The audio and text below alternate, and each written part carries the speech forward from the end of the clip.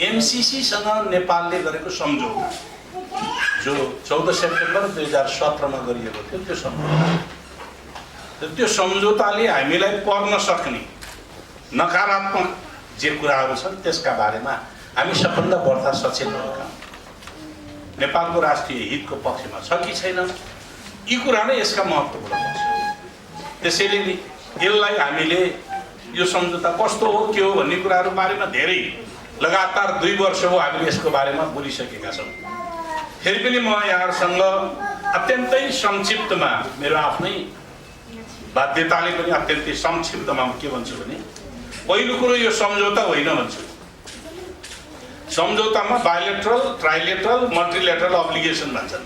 द्विपक्षीय, त्रिपक्षीय, बहुपक्षीय बाध्यकारी अथवा त्यसलाई दायित्व लिने हुन्छ। यसमा द्विपक्षीय पनि छैन, त्योभन्दा कुनै पनि छैन, एक पक्षीय दायित्व नेपालले मात्रै लिन्छ, अरू पनि छैन। अर्को यो अनुदान भनिएको छ, अनुदानमा शर्तहरू हुँदैन। दान, दातव्य, चन्दा, पुरस्कार, अनुदान, यसमा शर्तहरू हुँदैन। तर यो शर्तले भरिएको छ। त्यसकारणले शर्तबाट सम्झौता गर्नु होइन कि शर्तबाट उपनिवेश बनाउने सोच मात्रै व्यक्त हुन्छ। त्यसकारणले यो उपनिवेशवादी सम्झौता हो। अब यो यदि अमेरिकाले हामीलाई दिने हो भने लेटर अफ एक्सचेन्ज मात्रै गरेको भए पनि पुग्थ्यो, जो कुनै सन्धि ऐनभित्र छिर्नै पर्दैन, अन्तर्राष्ट्रिय कानुनमा पनि जानु पर्दैन। यदि हामीलाई चाहेको, हामीलाई उदात्त भावले हामीलाई सहयोग गर्न खोजेको हो भने, तर त्यो कुराहरू होइन। त्यसकारणले यसलाई अनुचित प्रकृतिले, अनुचित प्रकारले, अनुचित शर्तहरू राखेर यो चाहिँ नि सम्झौता गरिएको छ, जसका कारणले यसको उद्देश्य ओरिजिन नै के हो त भन्दाखेरि यो बेठिक छ, उपनिवेशवादी सोचबाट आएको यो सम्झौता हो। अब उपनिवेशवाद केका निम्ति त भन्दाखेरि नेपालको जियोलोजिकल के अरे जियोग्राफिक लोकेसन, भौगोलिक जो अवस्थिति हो, त्यो भौगोलिक अवस्थितिलाई विश्व राजनीतिमा आफ्नो अनुकूलतामा फेर्नका निम्ति नेपाली भूमि प्रयोग गरेको। नेपाली भूमि प्रयोग गर्दाखेरि नेपालले राष्ट्रिय सार्वभौमिकता गुमाउनु पर्ने स्थिति छ।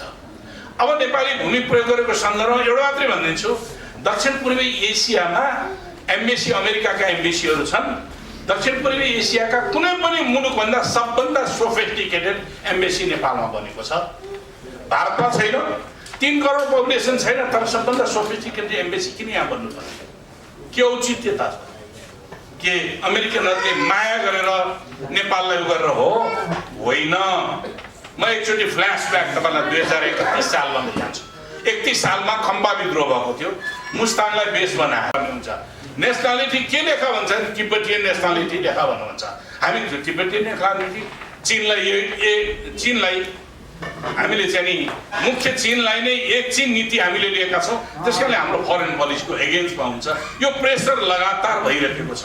यो पृष्ठभूमि र इमर्जिङ पावरको रूपमा चीन जुन उठिरहेको छ, अमेरिकाको निम्ति सैन्य शक्ति, प्रविधि सबै कुराले च्यालेन्ज बन्दै र इकोनोमीले पनि च्यालेन्ज बन्दै गएको कारणले सोभियत युनियनको विघटन पछाडि अब अमेरिकाको टार्गेट चीनको विघटनको टार्गेटका निम्ति नेपाललाई प्रयोग गर्न खोजिएको छ।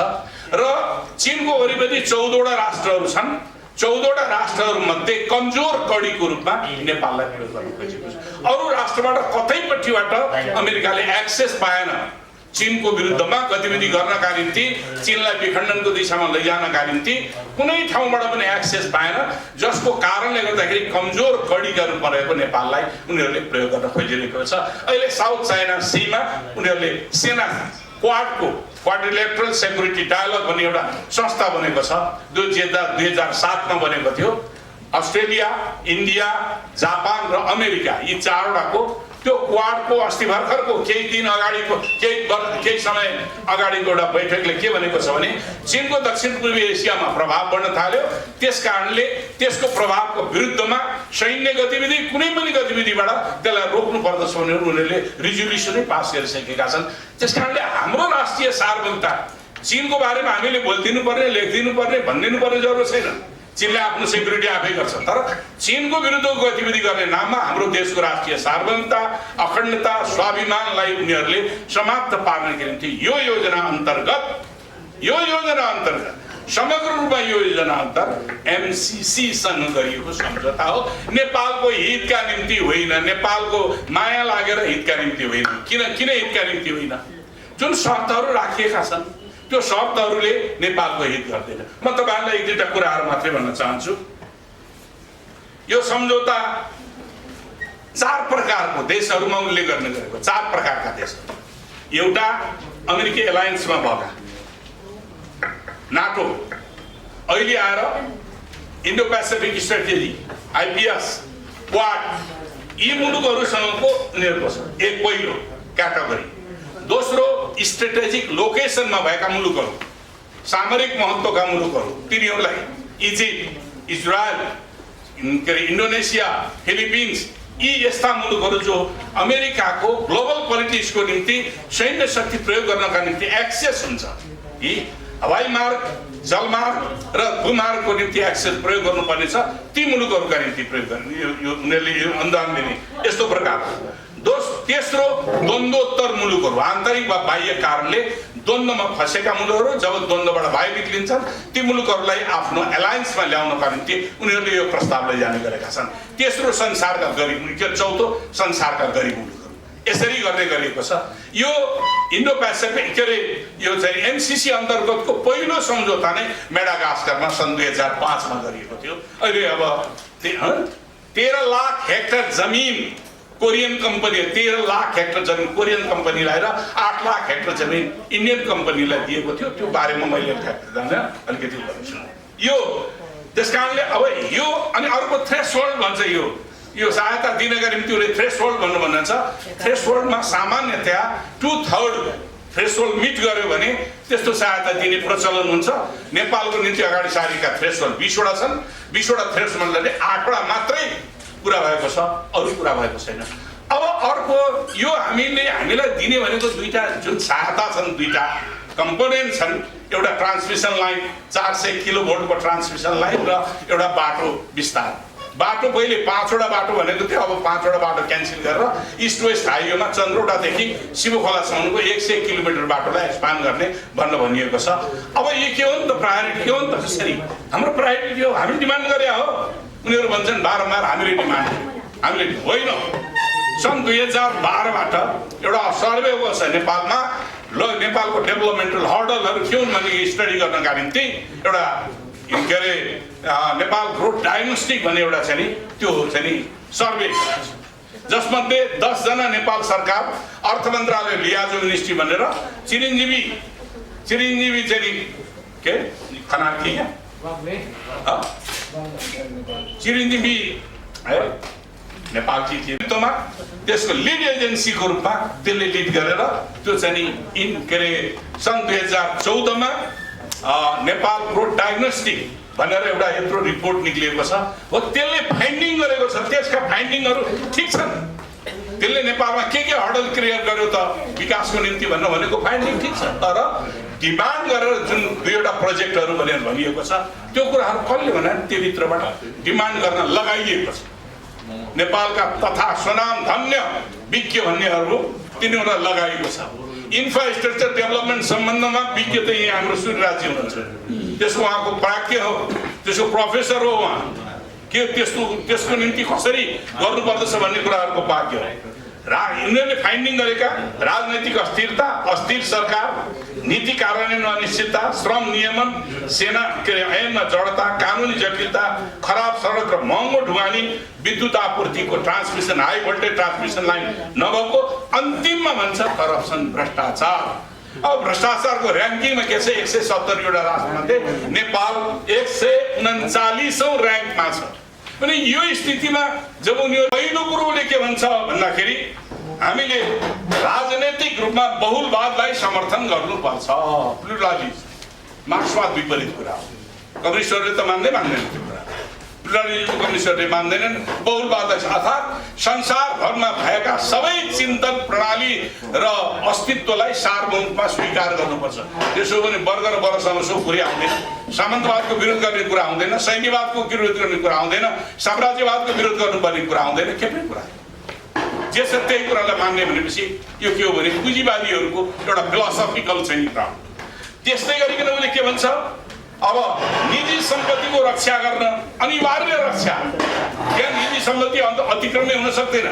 सम्पत्ति निजी भनेको जमिन भनेको राज्यको, अनि कुनै चाहिँ के गर्छ त्यसको ग्यारेन्टी गर्ने कुरा गर्छ। त्यस्तै अर्को कुरा के गर्छ, मैले महत्त्वपूर्ण मात्र गएँ, नागरिक र फर्महरूलाई भूमण्डलीय व्यापारमा अन्तर्राष्ट्रिय पुँजी निवेश गर्न प्रश्रय दिने मल्टिनेसनल कर्पोरेसनलाई लगानी गर्न खुल्ला छुट दिनुपर्छ भन्छ, खुल्ला छुट। अर्को के छ, निजी क्षेत्रलाई प्राथमिकता दिने। हामीले त के गरेका छौँ, हाम्रो इकोनोमीको 3 पिलर इकोनोमी, यी राज्य के अरे निजी र सहकारी। यसले सहकारीलाई एभोइड गर्छ, किनभने पिपुल पार्टिसिपेसन गर्ने कुराहरूलाई यसले एभोइड गर्छ र व्यक्तिगत नितान्त पुँजीवादी कुरोलाई लैजाने। अझ त्यहाँनिर क्लियरली के छ, अर्थतन्त्रमा बजारीकरण नीतिलाई बलियो पार्नुपर्छ। यो कमिटमेन्ट गरेपछि, हामीले यो पास गरेपछि हाम्रो यो कानुन बन्छ, यो पनि हाम्रो कानुन हुन्छ। अब हामीले गर्ने कि नगर्ने हो, त्यसैमा हामीले के भन्यौँ भने हाम्रो राष्ट्रिय हितको विरुद्धमै भएको, सबै अर्थतन्त्रको विरुद्धमा भएको, स्वतन्त्रताको विरुद्धमा भएको, स्वाधीनताको विरुद्धमा भएको कारणले हामीले यो स्वीकार गर्न सक्दैनौँ। अनि ठुलो पुँजी अमेरिकी अनुदान $50 करोड हामीले प्राप्त गर्नु, यति ठुलो धनराशि आजसम्म प्राप्त गर्दैन। धनराशि प्राप्त हुन्छ, एउटा सञ्चार माध्यमले 62 अरब रुपियाँ कर तिर्नु भएको छ। भन्सारमा सेटिङ नगरिकन भन्सार गर्ने हो भने, ल्याउने हो भने यसलाई टोटल्ली रिजेक्ट गर्नुपर्छ। यो संशोधन हुँदैन। मसँग फतिमाले लेखेको पत्र छ, यो फतिमाले लेखेको पत्र नेपाल सरकारले क्वेसनर पठाएको थियो। त्यो क्वेसन फतिमालाई सोध्ने होइन, आइपिए के अरे एमसिसीलाई सोध्ने थिएन। सरकारले त्यहाँनिर मिस्टेक गरेको, सरकारले पनि मिस्टेक गरेको। त्यो क्वेसन, यी क्वेसनहरू त नेपाली जनतालाई सोध्नु। एमसिसी हाम्रो निम्ति हितकर छ कि छैन भन्ने कुराहरूको जति क्वेसनहरू यसमा उठेका छन् नेपाली जनतालाई सोध्नुपर्ने हो। श्रीलङ्काले जे गर्यो त्यो ठिक गर्यो। एमसिसीसँगको $480 मिलियन को एग्रिमेन्टको प्रपोजल थियो, हाम्रो सम्झौतामा हस्ताक्षर उनीहरूको नभइसकेको स्थिति। उसले के गर्यो भने यो सम्झौताले यसका शर्तहरू उपयुक्त छन् कि छैनन् भनेर जनतालाई सोध्यो। एउटा विज्ञहरूको टोली बनायो, त्यसले अध्ययन गर्यो, कार्यदल 3 महिना 4 महिना कति लगाएर संयौं कार्यशाला गोष्ठी गरायो, जसको निष्कर्ष निकाल्यो यो प्रोजेक्ट श्रीलङ्काको हितमा छैन, त्यसकारणले उसलाई इन्कार गर्नुपर्छ भनेर श्रीलङ्काले गर्यो। हाम्रो के भने उसले जोसँग सम्झौता गरेको हाम्रो हितमा छ कि छैन भनेर सोध्ने हो उसलाई हामीले। हाम्रो उल्टो कुरा भयो। त्यसकारणले यो बेठिक ढङ्गले गर्यो, यो जनतालाई सोधिनु पर्दथ्यो। हामीले त्यसैले के हो त भन्दाखेरि यो बेठिक ढङ्गले भएको छ, यसलाई हामीले स्वीकार गर्न सक्दैनौँ। अब संशोधन हुन्छ कि हुँदैन भने त यसैले भनिदिइसकेका छ, उत्तरमा संशोधन हुँदैन, एग्रिमेन्ट गरेको कुरा संशोधन हुँदैन, मूल सम्झौतामा संशोधन हुँदैन।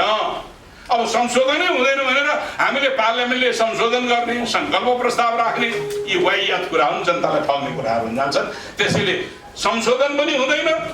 एकपक्षीय संशोधन गरेर पार्लियामेन्टले संशोधन गरेर पनि त्यो कुराहरू लागू हुने होइन। रिट्रिटीमा जानुपर्दछ यदि जाने हो भने।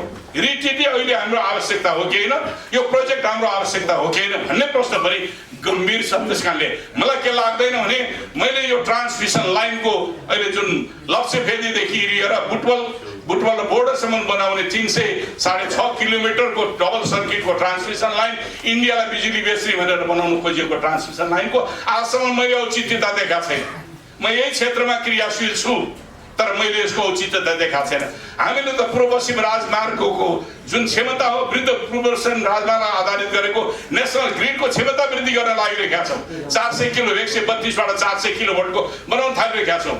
पुष्पलाल राजमार्गलाई आधारित गरेर फेरि पहाडी त्यस्तै नेसनल ग्रिड बनाएर उत्तरतिरका आयोजनाहरूलाई त्यो ग्रिडमा कनेक्सन गरेर हामीले तिब्बतसँग पनि व्यापार गर्न सक्ने आधार बनाउन खोजिरहेका छौँ। यो बेलामा हामीलाई निर्यात गर्न हतार भयो। त्यसकारणले यो नियोजन पनि बेठिक ढङ्गले प्रस्ताव आएको कारणले यो कुराहरू हाम्रा निम्ति स्वीकार्य हुन सक्दैन, यो खारेज हुनुपर्छ। अर्थात् यो संसदबाट अनुमोदन गर्नु भनेको नेपाली जनताले आफ्नो सार्वभौमतामाथि आफै बलात्कार गराउनु बाहेक अर्को हुन सक्दैन। त्यसैले यसलाई जनस्तरबाट नै यसको विरोध तमाम रूपमा भइरहेको छ। पार्लियामेन्टले पनि त्यसलाई अनुमोदन नगरोस्। यदि पार्लियामेन्टले अनुमोदन गरे इतिहासको सबभन्दा ठुलो कालो धब्बा यति बेला हुनेछ। यति राख्दै म यहाँसँग